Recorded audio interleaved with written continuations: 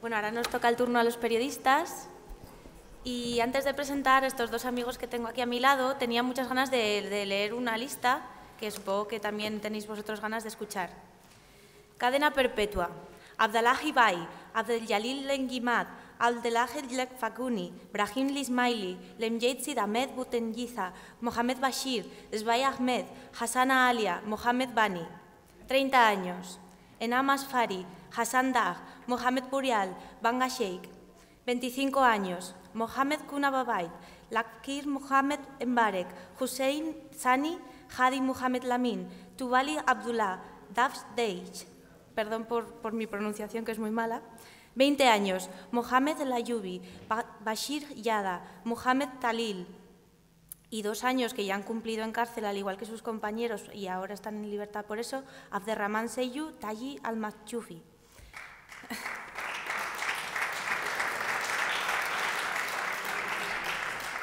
Bueno, como muchos sabéis, este ha sido, digamos, el que debería haber sido el evento mediático que debería haber copado portadas, que debería haber arrancado los noticieros ahí a mediodía, pero tristemente no ha sido así. Y bueno, por eso es muy importante, para nosotros es muy importante en el Observatorio del Sáhara invitar a estas jornadas a periodistas, porque en nuestra mano muchas veces está el poner en el lugar que se merece estos hechos, ¿no? A mi derecha tengo a Luis de Vega.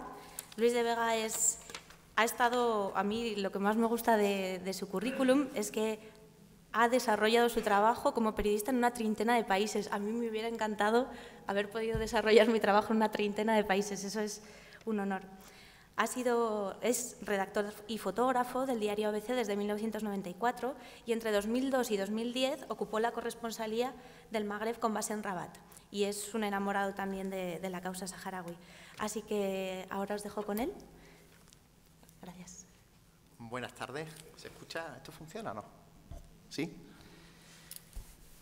A mí estar aquí hablando después del homenaje a Ricardo, desde luego me frena un poco a la hora de tomar el micrófono, ¿no?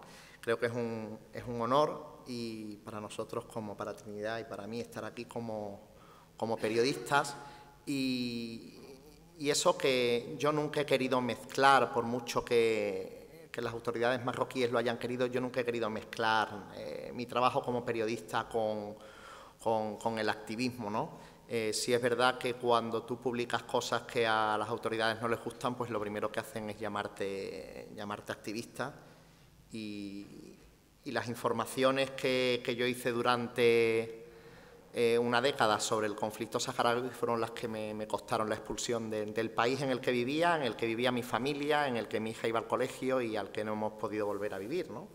Y es un país del que estoy enamorado, igual que estoy enamorado del Sáhara, ¿no? Pero desde luego no hay que volver de rodillas a ningún sitio y menos cuando tienes la conciencia tranquila. Quizá en eso me diferencio un poco de Ricardo. A mí el pensar de una manera u otra sobre el Sáhara no me impedía vivir en Marruecos, tener amigos marroquíes y desempeñar mi trabajo, aun sabiendo que no era del agrado de las autoridades. Desgraciadamente, los periodistas, cuando vamos de enviados especiales y de corresponsales a los sitios, las autoridades piensan que vamos a hacernos amigos de ellos y con el paso del tiempo es un palo que se llevan en el momento en el que publicas algo que a ellos no les gustan, ¿no? Y te llaman y te dicen, oye, te hemos abierto las puertas de nuestro país, te hemos acreditado, estás viviendo con nosotros, ¿por qué publicas esto o lo otro? Bueno, mire usted, pues porque no soy una agencia de publicidad y porque quiero mantener mi buen nombre como periodista intacto mientras ustedes me lo permitan, ¿no?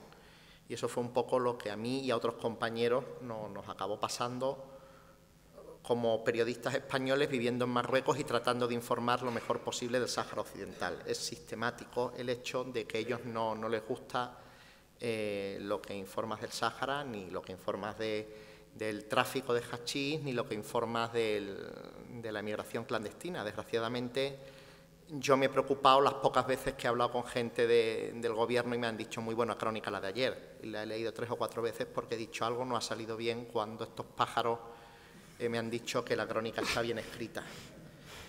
Y esto pasa en Marruecos y pasa en muchos otros sitios, ¿no? O sea, también me preocuparía si yo estuviera aquí en el Congreso y el portavoz de tal partido me aplaudiera por lo mismo. O sea, creo que hasta cierto punto, siguiendo unas líneas profesionales, el periodista debe ser una mosca cojonera. Y bueno, lo debe ser viviendo en Rabat, viviendo en Bagdad o viviendo en Alpedrete.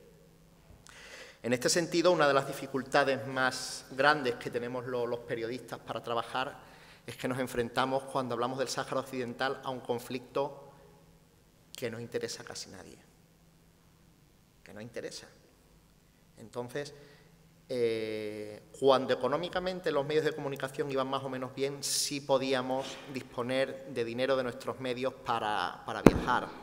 Yo he hecho una quincena de viajes aproximadamente, he estado más veces en la zona del Sáhara ocupado que en el Sáhara del este del Muro y en los campamentos. Siempre he considerado que el trabajo es más complicado y más interesante en las ciudades ocupadas como periodista, pero ahora mismo la situación es mucho más complicada. El justificar un viaje a Layún o a Dakhla, Osmara o a Rabat a cubrir el juicio, pues desgraciadamente, te lo dicen así de claro, no hay un pavo. Entonces tú dices, bueno, estamos hablando del proceso judicial contra saharauis más importante de la historia. Me da lo mismo. Luego la realidad, la cruda realidad no es solo que no se haya apenas percibido en los medios de comunicación que estábamos delante del proceso judicial más importante contra ciudadanos de una, entre comillas, colonia española todavía, sino que sorprendentemente se convoca una manifestación como la de, creo que ayer o antes de ayer en Madrid, y van 100 personas. Con lo cual es complicado. Entonces, que tú montes una manifestación delante de la embajada marroquí, vayan 100 personas, tiene que poner bastante contentos al gobierno marroquí, porque saben que el pueblo más directamente implicado como antigua potencia colonial en el Sáhara, que es España, no consigue movilizar a su pueblo, más allá de las palabras de Cayo Lara o Llamazares, otros políticos en el debate del Estado de la Nación y en el Congreso. Es muy complicado, se cruzan varios factores, el desinterés histórico, el desinterés coyuntural español, la crisis de los medios de comunicación, no solo económica, sino crisis de valores y de interés y de saber verdaderamente poder analizar con un punto de vista para poder retrotraernos de qué es el Sáhara. ¿Por qué está ahora mismo Francia desplegado en Mali?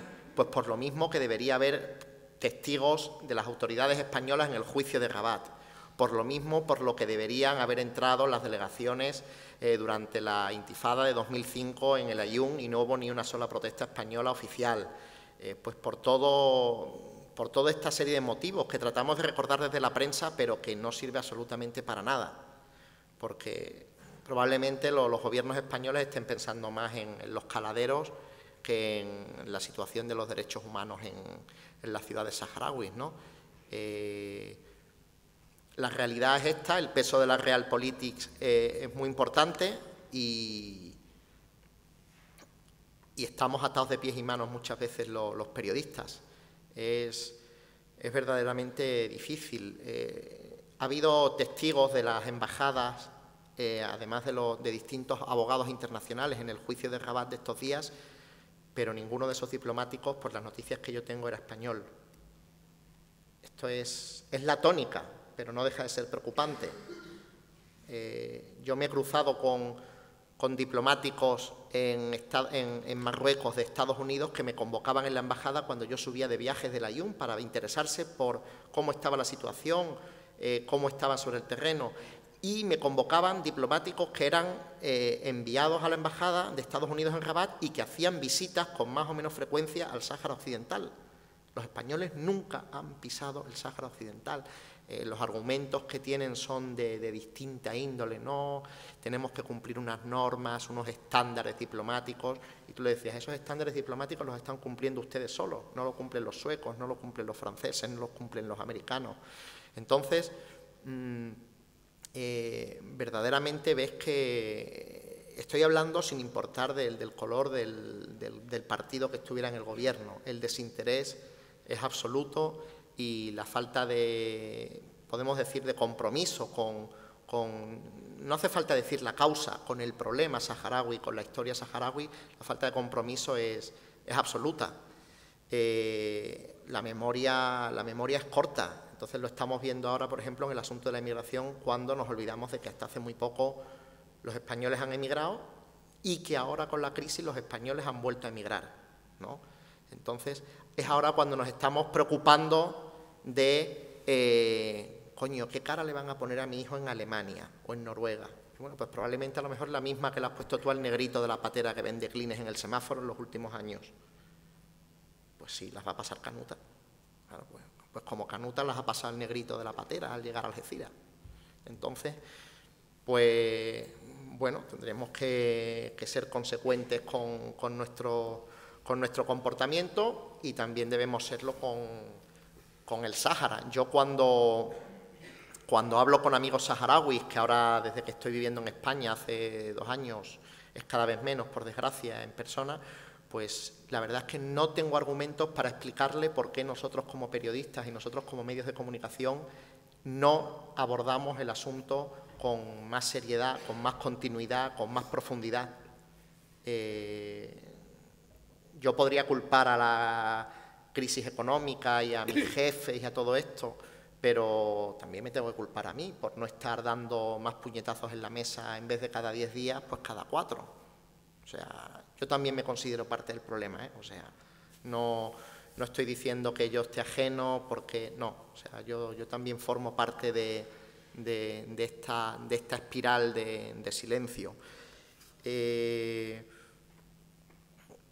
Yo no quería más hablar del problema y del asunto del Sáhara y de los saharauis más que de nosotros como periodistas, pero a veces se explica un poco bien la realidad hablando de cuál ha sido nuestra labor como periodistas españoles viviendo en lo que ellos consideraban el campo enemigo, ¿no? Sí es verdad que a mí me ha gustado muchas veces informar del asunto saharaui viviendo entre marroquíes. Quizá a lo mejor era más duro que estando en Madrid o estando en Zaragoza, pero para mí suponía un empuje el poder e incluso a veces mantener conversaciones que luego no tenían por qué reflejarse en el reportaje del día siguiente, pero que eran muy prácticas de cómo ven los marroquíes de a pie el asunto del Sáhara Occidental, ¿no? Hay realmente muy pocos marroquíes que piensen que se tiene que celebrar el referéndum, pero sí lo hay. Hay un partido político muy pequeñito, pero que es muy interesante, que boicotea todas las elecciones y que no tiene presencia parlamentaria, pero que sí tiene presencia en la calle, que es el partido An-Najia Democrati, la Vía Democrática, que es muy interesante hablar con ellos.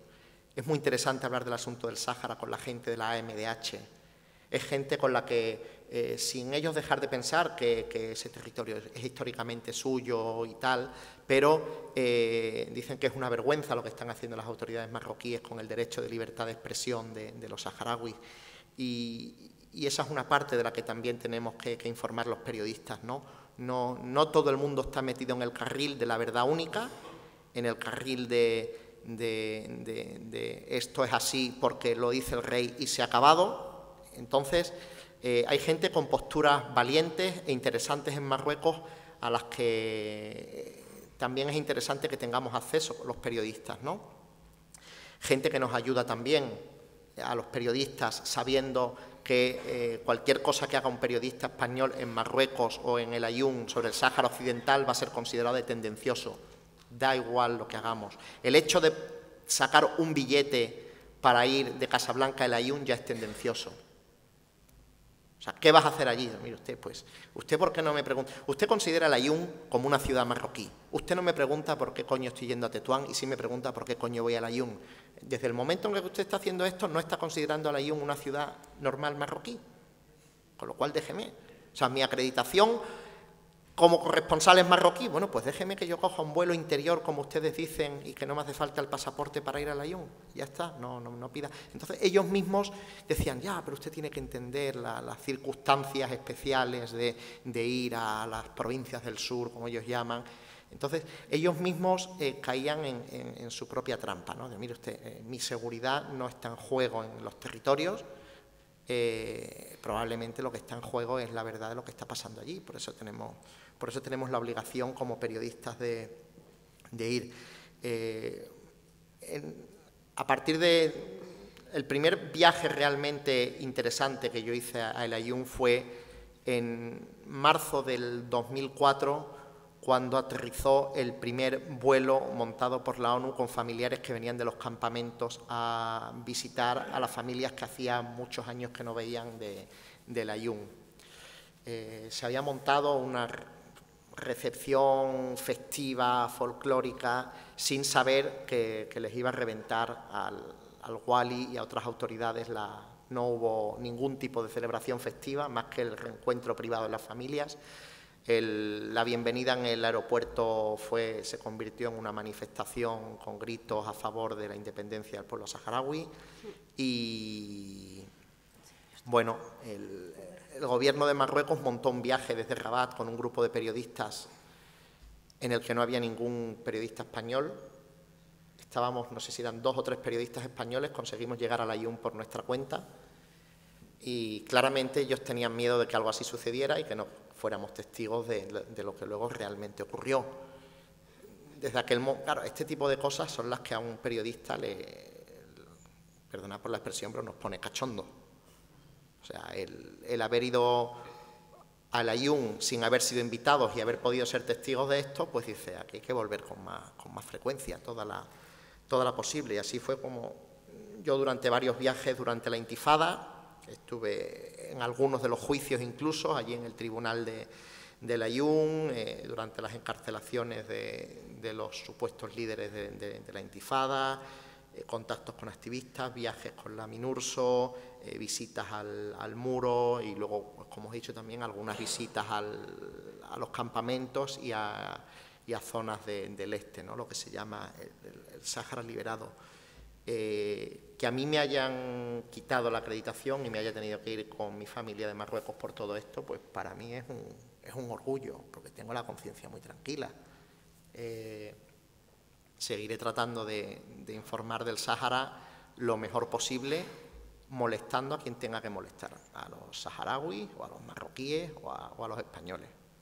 Y bueno, pues no me voy a enrollar más porque si no aquí paso a formar parte de los hiperpeligrosos ante el micrófono que se olvidan del auditorio y muchísimas gracias.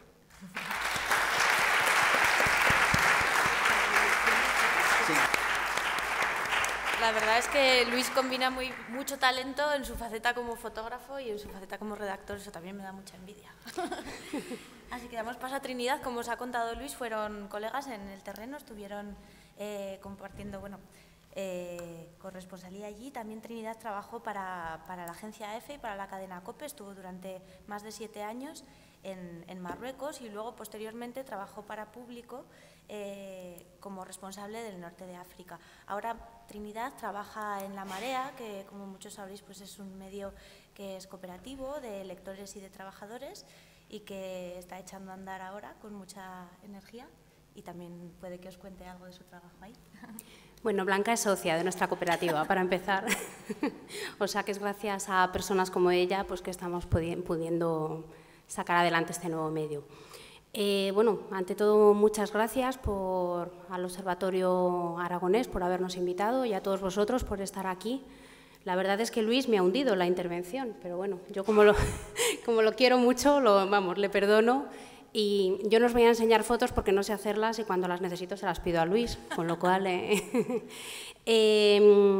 ya fuera de broma, poco puedo añadir a lo que ha comentado Luis, que quizás es el corresponsal español que más ha cubierto, que más veces ha viajado a los territorios ocupados y que mejor ha cubierto este tema.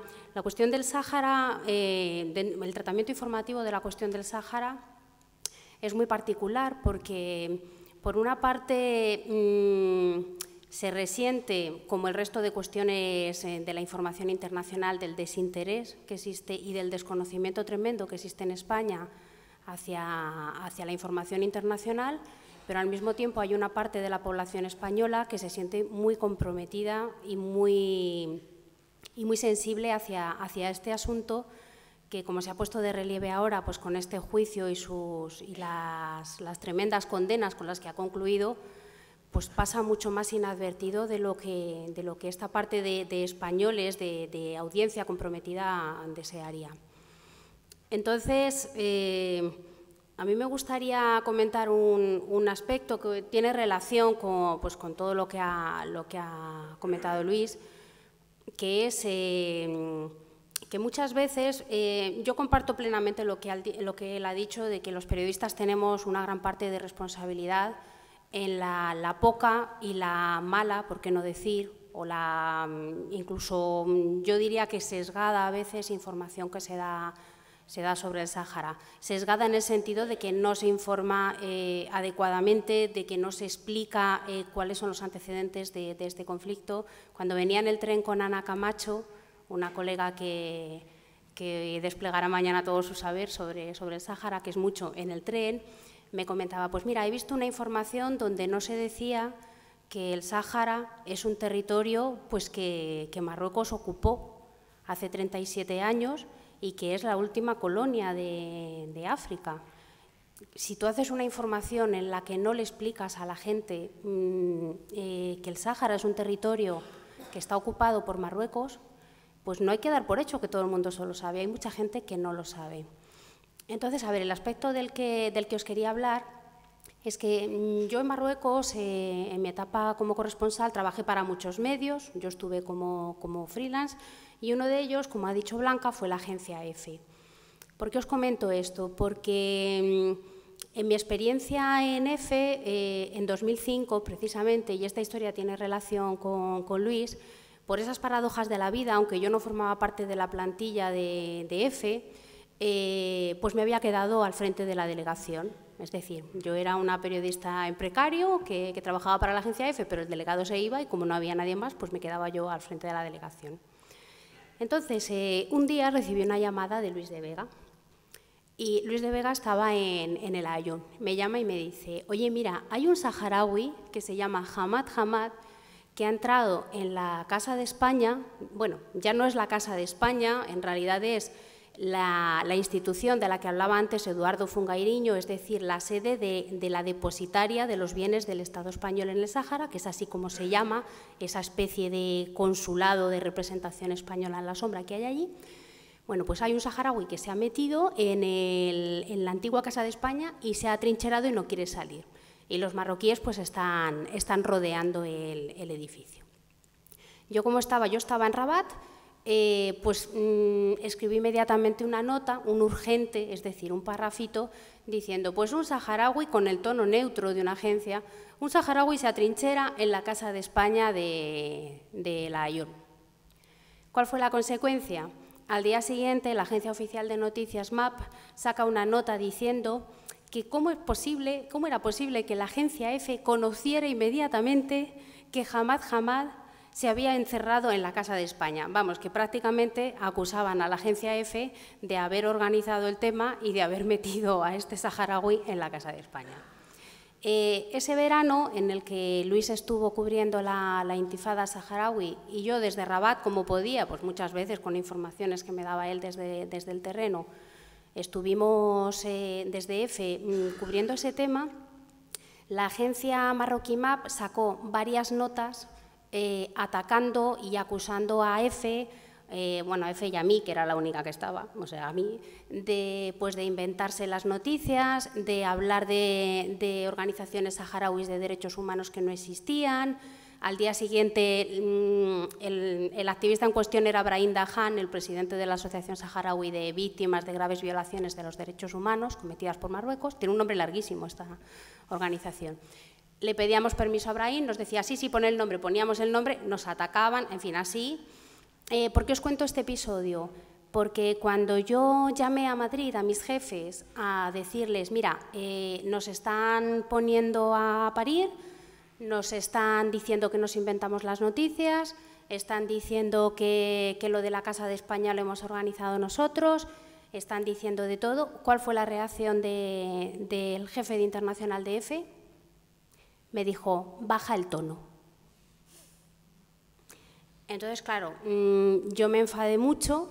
Yo tenía la libertad de que al no ser de la plantilla de EFE y no esperar gran cosa de EFE, pues tampoco tenía por qué obedecer, pero os cuento esto porque cuando yo me esperaba en mi ingenuidad que ellos iban a mandar una nota protestando, una nota a la MAP protestando y diciendo y defendiendo a la persona a la que tenían allí informando, que además eran informaciones pues, en las que se citaba fuentes, se ponían nombres, en fin, pues una información, además ya sabéis, el tono neutro que caracteriza una agencia, pues no solo no hubo esa protesta, sino que se me dijo baja el tono. Entonces, acto seguido, ya sabéis que el rey de Marruecos a finales del mes de julio siempre ofrece un discurso, el discurso del trono, en el que de alguna manera es como su programa de gobierno, entre comillas. Yo cubrí ese discurso del trono, me pidieron que lo cubriera, lo cubrí y también me lo censuraron, entre comillas. Me dijeron que era muy opinativa la crónica que yo había hecho. ¿Por qué? Pues porque dado que durante ese mes de julio se había producido la intifada en el Sáhara, el rey aludió al tema del Sáhara, no recuerdo exactamente en qué términos, pero en unos términos quizás un poco más duros de lo habitual, con amenazas veladas, cosa que no es extraña en su discurso, y yo mandé una crónica pues un poco, pues analizando un poco lo que había sucedido, recordando la intifada que había habido en el Sáhara, y su reacción fue también cortar o pedirme, bueno, no pedirme, cortar el primer párrafo de la crónica.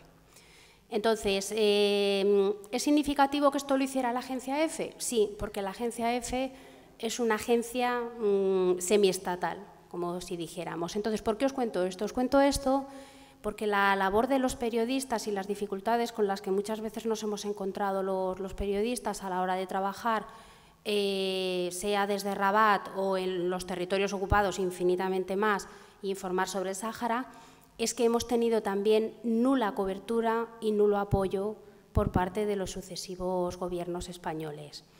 ¿Esto en qué línea va? Pues en la línea de que Luis antes señalaba la esquizofrenia que supone que al mismo tiempo te estén vendiendo y estén intentando mantener la ficción pues de que el Sáhara es una parte integrante del territorio de Marruecos. De hecho, una de las frases del régimen marroquí, una frase emblemática, es de Tánger a la Guira, y luego tú necesites, para ir a trabajar en el Sáhara, enviar un fax al Ministerio de Comunicación diciendo pues voy a ir tal día al Sáhara, etcétera, etcétera. ¿Esto qué representa? Pues representa que a los periodistas se nos obliga a pedir, no una autorización, porque no se plantea como una autorización, pero de hecho es una autorización a un país que no tiene ningún título de soberanía ni de administración sobre un territorio para bajar ahí. Cuando sucedieron los acontecimientos del campamento, en el que a los periodistas pues, no se nos permitió el acceso al Sáhara, pues ya sabéis cuál fue también la reacción del gobierno español, ¿no?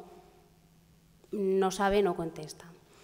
Entonces, todo esto también pone de relieve pues, que Marruecos, obviamente, a Marruecos le resulta muy sensible el trabajo de los periodistas en el Sáhara. Luis ha comentado que también, y es cierto, también se ponen nerviosos cuando hablas de cualquier tema sensible, pero yo diría, y estarás de acuerdo conmigo, que el Sáhara es para ellos lo peor de lo peor. Porque si cualquier corresponsal en Marruecos pues tiene el teléfono pinchado, te siguen por la calle, te cantan, en mi caso pues yo trabajé en la COPE durante 5 años y medio, pues fui la corresponsal allí, y yo una vez iba por la calle y un tío me cantó la sintonía de la radio, ¿no? ¿Qué quiere decir esto? Pues que quieren que tú sepas que estás vigilado, ¿no? Los pinchazos en el teléfono eran tan obvios que ya nos reíamos muchas veces, pues porque a veces te llamaban por teléfono y era tu propio número el que te llamaba, cosas así. Pero eso se multiplica por 5.000 cuando vas al Sáhara. Bueno, de hecho, Luis no lo habrá dicho, pero a él le han acusado 50.000 veces de haber organizado él manifestaciones, ¿no? Saharauis, o sea, llegando a unos extremos bastante ridículos. El Frente Polisario tenía una cuenta a mi nombre en una entidad bancaria de Las Palmas. Pues Raya, todavía estoy esperándola, ¿eh? Sí, pero no invitaba a nada, ¿eh? No invitaba a nada con el tiro del Polisario. No, y es que además te encontrabas con un tío del Ministerio del Interior y te decía, no, es que Luis de Vega que ha organizado una manifestación. Y tú, bueno, vale. Entonces, ese tipo de cosas. Y además, lo que ha dicho Luis de las llamadas es que llega, ahora con la distancia, pues uno se ríe, pero en su momento pues te pone en unas situaciones bastante comprometidas. Yo la última vez que he estado en los territorios, que fue cuando Marruecos por fin, llevado por la presión, pues permitió que Aminatou Haidar volviera a la Ayun, pues para que veáis hasta qué punto se ponen nerviosos, yo había escrito, habíamos salido a la calle, un grupo de varios periodistas, y acababa de haber pues un enfrentamiento entre, yo creo que era precisamente en el barrio de Aminatou, en Casa Piedra, ¿verdad? Bueno, había habido un enfrentamiento y los saharauis, pues como hacen muchas veces, pues se habían defendido tirando piedras a los policías marroquíes. También es cierto que muchas veces los policías marroquíes también tiran piedras a los saharauis y a quien le caiga.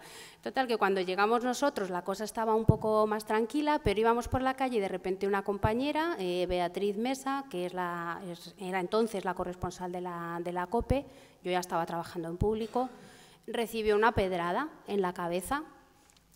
Entonces yo escribí una crónica diciendo pues, que había una periodista que había recibido una pedrada y que estaba cerca de un policía.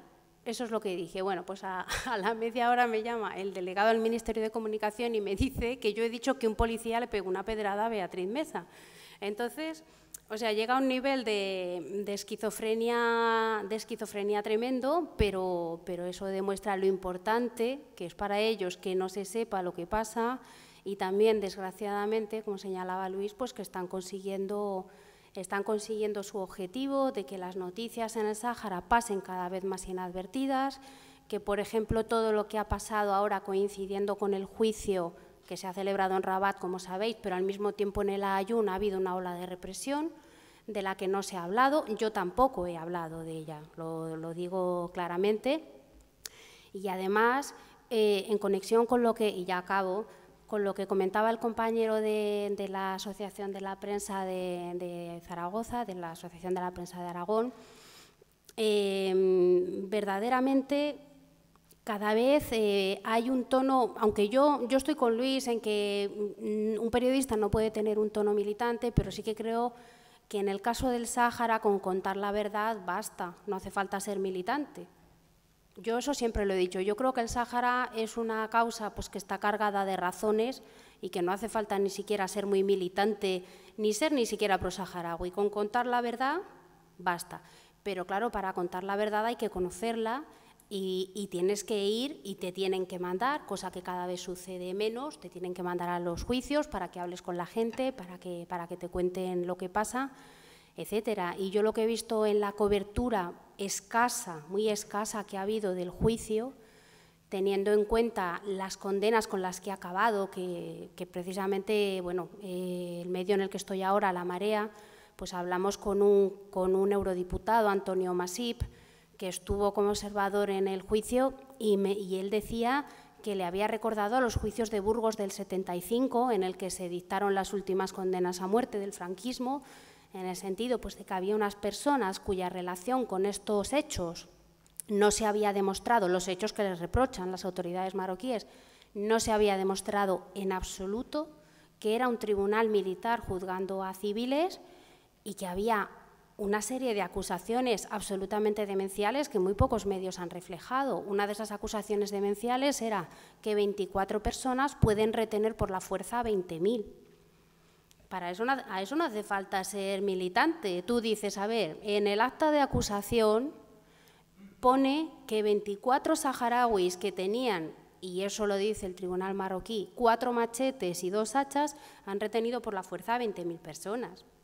No sé, creo que canta bastante. Entonces, eso no ha salido en ningún medio de comunicación y el tono ha sido pues bastante neutro. Entonces, creo pues que nosotros mismos también tenemos que hacer un poco examen de conciencia, ver lo que está pasando y también intentar, aunque eso ya se escapa de lo que son las posibilidades de un periodista normal, pues que no se olvide que es muy importante estar sobre el terreno y que te manden y poder hablar con la gente, con los saharauis en este caso.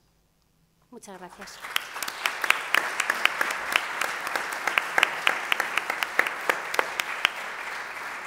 Muy bien, tenemos todavía unos minutos por si queréis formular alguna pregunta a los ponentes. ¿Alguien se anima? Ahí vemos una mano. No sé si hay micro por ahí. No, me parece que no. Pues si puedes levantar la voz.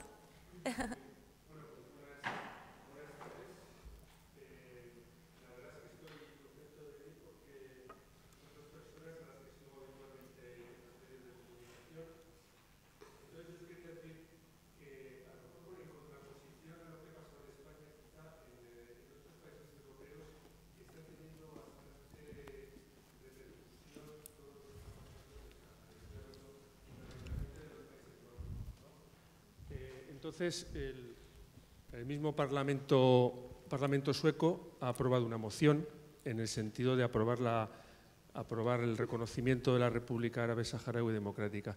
Entonces, yo creo que a lo mejor es una base importante para el movimiento saharaui y para la lucha el hecho de que en el resto de Europa, incluso los Estados Unidos con el centro Kennedy, estén moviendo bastante el asunto, porque España no deja de ser pues una gotita que tampoco tenemos mucha fuerza. Entonces, pero si el resto de países europeos se movilizan, sobre todo pues ONGs o incluso la ciudadanía, pues puede conseguir algo. Y luego a lo mejor es una pregunta para mañana, pero vosotros, ¿qué derroteros creéis que puede tener el conflicto del Sáhara, sobre todo a raíz del nombramiento de Christopher Ross como nuevo enviado personal, y parece que tiene ganas el hombre? Entonces no sé qué podéis decir al respecto. Bueno, yo si quieres empiezo por lo último. Yo creo que Marruecos llevaba muchos años queriendo que la inseguridad en la zona, deseándolo, al menos que la inseguridad en la zona se disparara. Yo he dicho antes que el hecho de que haya habido por primera vez un secuestro de extranjeros, en este caso 2 cooperantes españoles y una italiana en los campamentos, ha hecho esencialmente daño a los saharauis. Y esto cuadra mucho con las tesis que el Reino de Marruecos llevaba tiempo planteando. Es decir, en 2003 yo asistí a una cumbre de la Liga Árabe en Túnez y allí Mohamed VI en su discurso puso sobre la mesa el argumento que más de una vez Marruecos ha recordado, ¿no? Es decir, un Sáhara Occidental independiente va a ser un nido de terroristas y de inestabilidad para la zona, ¿vale? Él dice esto sabiendo que Estados Unidos no juega con la inseguridad en ningún sitio, y menos cuando está Al-Qaeda por medio. Y ahora mismo, si el conflicto del Sáhara ya interesaba a muy poca gente, hay una pesada losa encima, que es el de la inseguridad regional. Es decir, cualquier asunto está por detrás de la prioridad de luchar contra el terrorismo. Y ese es el objetivo de Francia, que está mucho más aliado que España con Rabat. Es el objetivo de España, es el objetivo indudablemente de Estados Unidos. Y creo que ahora mismo es el gran problema para volver a tratar de sacar a flote el problema. Es decir, sí es verdad que hay observatorios y hay ONGs y hay muy buenos periodistas en Suecia, en Noruega, sobre todo a nivel de recursos naturales y de tratar de esa moción parlamentaria a la que tú has hecho referencia. Esos son granitos en medio del desierto, entiendo. La inseguridad regional ahora mismo es lo que marca, desgraciadamente, todo lo que está pasando. Y el hecho de que esa inseguridad haya roto lo que hasta ahora era considerado un limbo, pues va a hacer mucho daño a los saharauis, entiendo. Yo simplemente quería apuntar una cosa, y es que yo no estoy muy de acuerdo en una cosa que has dicho, y es que bueno, sí, efectivamente estoy de acuerdo contigo que en los países nórdicos hay un movimiento muy interesante. Incluso estos meses atrás se habían producido avances en la cuestión que dejaban traslucir pues, un atisbo de esperanza. Por ejemplo, pues, el hecho de que el Parlamento Europeo vetara la prórroga del acuerdo de pesca, eso fue un varapalo tremendo para Marruecos. Pero aparte de la cuestión que señala Luis, no estoy de acuerdo en el hecho de que España sea un país como otro en esto. El hecho de que España no apoya a los saharauis es también una losa, porque España no es cualquier país, España es la potencia administradora, no nos olvidemos. Entonces, decía antes Bucharaya, el representante del Frente Polisario de la RASTE en España, que aunque este gobierno pues, se está mostrando más neutro que los gobiernos de Zapatero y se quedan siempre en el, yo diría, cómodo marco de referirse a las Naciones Unidas, eso no basta para España, y eso es cierto, porque si España tuviese una postura más coherente en este tema, eso sería un impulso muy importante para que se resolviera. El hecho de que España esté siempre un paso atrás y bajo la superficie, en el fondo deseando, porque, a ver, es obvio que en el fondo a España, a los sucesivos gobiernos españoles, siempre les ha dado muchísimo miedo que Marruecos perdiera, entre comillas, porque no es suyo, pero bueno, que lo perdiera de facto el Sáhara.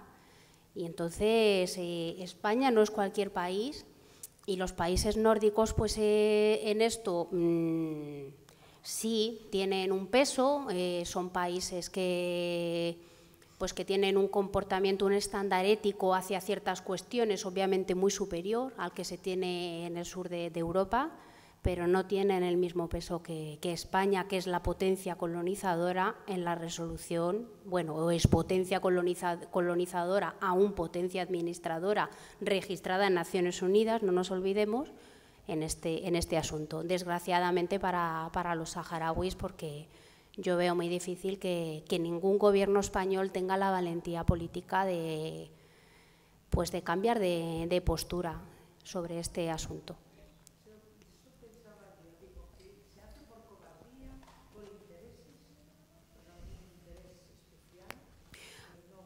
Por falta de interés. Porque es que en la mayor parte, hay notas y esto en la prensa, no es suficiente para que el pueblo español, la mayoría del pueblo español, lo sepa. Es poquísimo. Entonces, bueno, uno se pregunta qué intereses puede haber por parte de España de no dar un grito, aunque seamos pequeñitos, ¿no? A ver, yo creo que algo influirá. Yo creo que la cuestión es muy compleja. España, obviamente, pues por razones de vecindad, de la presencia española en el norte de África, Ceuta y Melilla, inmigración, pues las cuestiones que todos aquí conocemos, tiene interés en tener una buena relación con Marruecos. Ahora, yo creo que también España, de alguna manera, se ha plegado a un chantaje que Hassan II ideó de una forma muy hábil y muy inteligente, como era habitual en él, que es que se afianzara la idea de que si se perdía el Sáhara, la monarquía marroquí iba a caer y con eso se iba a desestabilizar Marruecos, con las previsibles consecuencias desastrosas para España. Yo creo que eso es una idea, un mito que Hassan II, repito, con gran habilidad, consiguió afianzar en lo que es no sé si es incorrecto llamarlo así, pero en el imaginario político de los gobiernos españoles, que además tienen, por lo menos yo lo veo así, no sé si Luis estará de acuerdo, un gran desconocimiento de lo que es la política real en Marruecos y de lo que es la forma de actuar de los marroquíes, porque todos sabemos, y creo que es obvio para todos o muchos de los que estamos aquí, que esta política de seguidismo que tiene España con respecto a Marruecos en tantísimas cosas no se traduce en la práctica, por mucho que nos vendan la burra de que nos llevamos muy bien, en una mejora de los contenciosos pendientes que tiene España con Marruecos. Marruecos sigue obviamente reivindicando Ceuta y Melilla y cada 2 por 3 nos montan una manifestación allí en la frontera. Las aguas con Canarias siguen sin delimitar. Marruecos sigue, la relación con Marruecos es una relación que es como una montaña rusa. Cuando no se sabe quién, si Mohamed VI, su círculo de poder o quien sea, o no se sabe qué oscuro representante del Maghreb marroquí decide que se va a meter con España, pues se mete. Y este seguidismo que tiene España hacia Marruecos no le sirve de nada, no le sirve de nada. Y ha habido ejemplos, y los que hemos vivido en Marruecos sabemos que esa no es una buena forma de relacionarse con el régimen marroquí. Porque el régimen marroquí, no nos olvidemos que es una teocracia.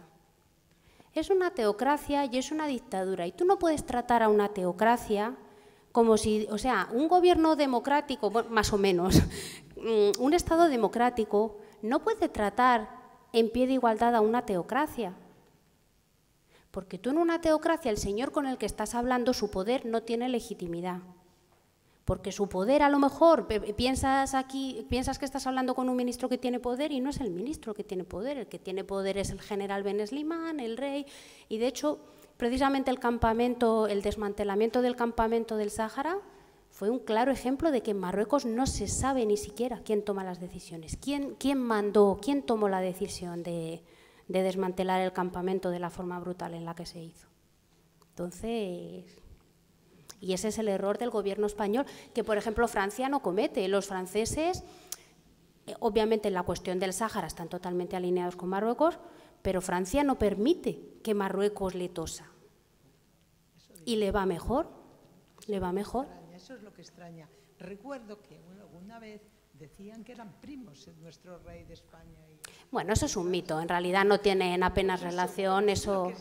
Eso viene a raíz de la famosa foto de tío y sobrino llorando sí, en las ahí jaimas, llorando, que se le el habría verano metido del algo en el ojo, 99. seguramente.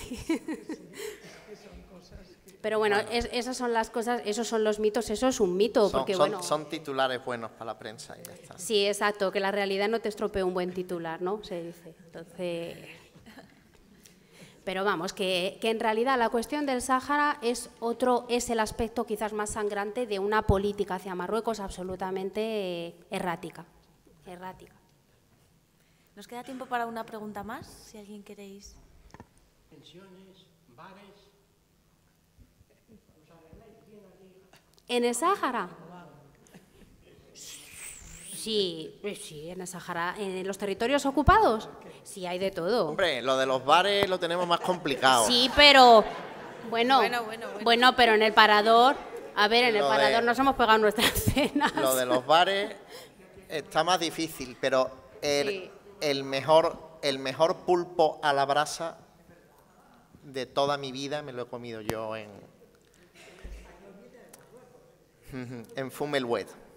No, de Marruecos no, del Sáhara. El pulpo viene del Sáhara. Sí, pero nosotros si a mí también me pasa... no necesitamos mucha infraestructura para sobrevivir. No, hay un poco de asfalto y si no te coges alguno que sepa orientarse por las arenas y no hace falta. El pescado es magnífico. Sí, muy fresco. Y luego sí es verdad que yo he dormido, hay veces que he dormido recuerdo una vez en Tarfaya que me tocó dormir en casa de un chaval que luego acabó en la cárcel porque se ganaba la vida pasando la gente a Canarias en patera y dice, ¿te vas a venir a mi casa? Claro, yo, un chaval que se ganaba la vida pasando a gente a Fuerteventura en patera, pensaba que iba a tener una casa y las cucarachas eran como helicópteros y solo había una manta. Yo iba con Juan Medina de Reuters y el único colchón que había en la casa nos lo dejó a nosotros dos con una manta enorme, con un corazón que parecía aquello del día de San Valentín y digo, mira qué bien, vamos a dormir aquí. Y son ese tipo de detalles de los que tú te acuerdas, ¿no? O sea, pero yo y en el Sáhara y en cualquier otro sitio. O sea, hay 20.000 veces más cosas en Bojador o en Villacisneros o en Esmara que en Gao. O sea, en Gao, en el norte de Mali, pues allí sí que no hay nada. Esto es mucho más la civilización. Es mucho más la civilización. No es cuestión de si los bares, los hoteles, la verdad es que era mucho más molesto la presencia de los guindillas detrás todo el día en el coche y llamándote a la habitación. Y en la moto, que ahora van en moto también. Eso era mucho más molesto que a lo mejor la falta de posibles infraestructuras. O a lo mejor estábamos más en la lucha de conseguir internet, que muchas veces acabábamos muchas noches en el cibercafé de Brahim Dahan, que ha salvado muchas crónicas para este país. El famoso cibercafé de que le acusaban de haberlo montado con la indemnización que le ganó. Sí. Que este señor es un traidor, porque ha montado el cibercafé donde tú trabajas con la indemnización. Digo, coño, pues la indemnización tendrá un motivo para darla. Esa era la acusación que le hacía el wali de la Ayun a Brahim Dahan. Tremendo. Es tremendo. Entonces, bueno, cuando ellos te llevan a comer a algún restaurante, alguna vez tratas de comer con algún marroquí en el Ayun y tal, ¿has visto esto cómo ha progresado esto? En España aquí los legionarios había 3 putillas y 2 bares para cerveza y ahora tenemos esto. Y digo, hombre, no te pase. O sea, el Ayun está bien, pero ni es Las Vegas, ni es, bueno, es suficiente. O sea, lo interesante del Ayun es la gente, o sea, es el capital humano y como español mucho más. O sea, es una pena que tranquilamente la gente no pueda ir allí a pasearse, a viajar. Y yo he estado con gente que ha vuelto después de décadas, gente que ha nacido allí, y en concreto en el 2005 estuve con una hija de un militar que viajó a enseñarle a su hija de 15 años de dónde venía su familia. Claro, eran españoles del Ayun. O sea, había ido al Colegio de La Paz esta chica, había estado allí en... Claro, es como...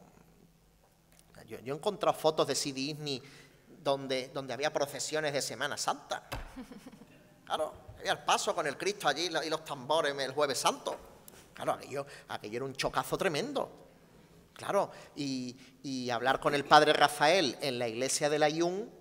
Sí. Es una experiencia acojonante. Hay una mesa que todavía la tienen, una mesa de comedor en el refectorio, que decía, aquí se dieron las primeras clases de castellano en los años 50 para chavales del Sáhara que venían aquí a aprender español, que venían y tal y cual, y no sé qué.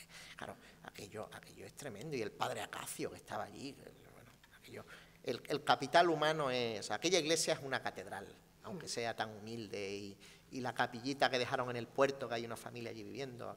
Aquello es para no parar de contar historias y de visitarlo. Y yo a todo el que pueda que vaya. A lo mejor es incómodo el hecho de que te empiecen a preguntar y todo esto, pero es una experiencia. Es una experiencia y yo animo a todo el que pueda que se eche para adelante.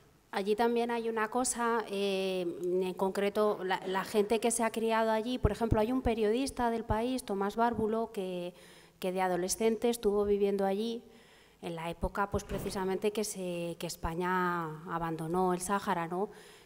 Y en un viaje que yo coincidí con él, que creo que fue cuando lo de Aminatu, que también estaba Luis, él decía que claro, que Marruecos una de las cosas que ha hecho en el Ayun, que era donde estábamos, y en otras partes del Sáhara, es cambiar lo que es la fisonomía de la ciudad.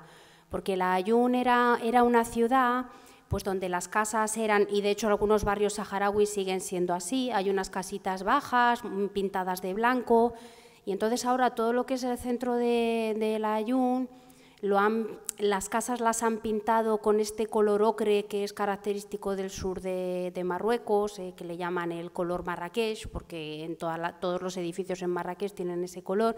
Y entonces Bárbulo decía pues eso, que había cambiado muchísimo la fisionomía de la ciudad, porque habían intentado asimilarla con el sur de Marruecos. Y entonces en algunos barrios saharauis pues sigue persistiendo eso, las casitas blancas, bajas, etcétera, pero no pero ha cambiado bastante. También porque ellos, Marruecos, otra cosa que ha hecho es intentar erradicar cualquier rastro de la cultura española y de la presencia española. Y entonces, por ejemplo, el Instituto Cervantes, que tiene 5 o 6, no recuerdo ya, sedes en Marruecos, no tiene una sede en el Aaiún, pero porque Marruecos no lo permite. No lo permite. Y España se pliega a eso, cuando eso ha sido una colonia nuestra, ¿no?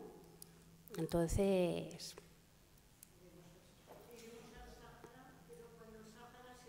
Claro que sí.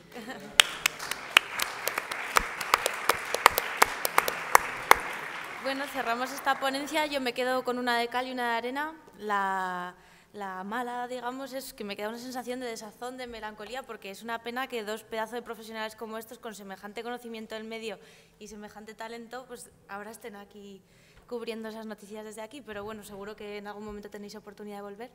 Y lo bueno es que una frase de las que ha dicho Trinidad cae por su propio peso, con contar la verdad basta. Así que eso es fácil, ¿no? Bueno, mañana os esperamos aquí a las 10 de la mañana y reanudaremos las ponencias.